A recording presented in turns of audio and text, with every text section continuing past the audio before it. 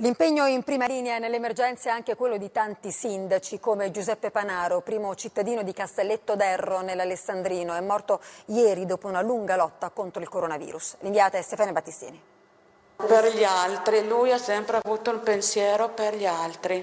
Lui era preoccupato, mi dice state attenti perché questa è una cosa brutta. Dal letto d'ospedale il suo pensiero era per gli altri. Non si è mai tirato indietro. Giuseppe Panaro, sindaco di Castelletto d'Erro, 150 abitanti in provincia d'Alessandria.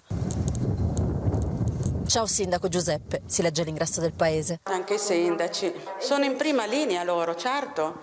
Lui ha sempre lavorato per il suo paese, proprio lo amava, ha sempre amato la sua terra, sempre.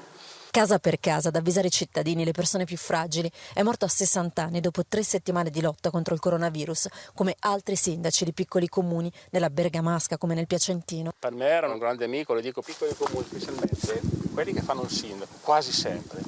Ci sono solo loro, è sempre il sindaco in prima persona che si è dato a fare. Noi siamo in prima linea. In tutto e su tutto, anche col coronavirus. La corsa contro il tempo per recuperare le mascherine in auto per le strade del paese col megafono. State a casa, proteggetevi. Beppe è la grandissima attività e la grandissima disponibilità verso il proprio territorio e faceva da collegamento con gli altri sindaci, perché essendo quello tra gli più esperti, per me nuovo sindaco è stato importante avere lui come punto di riferimento. Ha sempre cercato di proteggere l'incanto di questa terra antica fatta di viti e radici. Lui proprio amava Castelletto, è giusto che torni a Castelletto. Quest'anno abbiamo fatto i 35 anni di matrimonio, lui ci sarà sempre.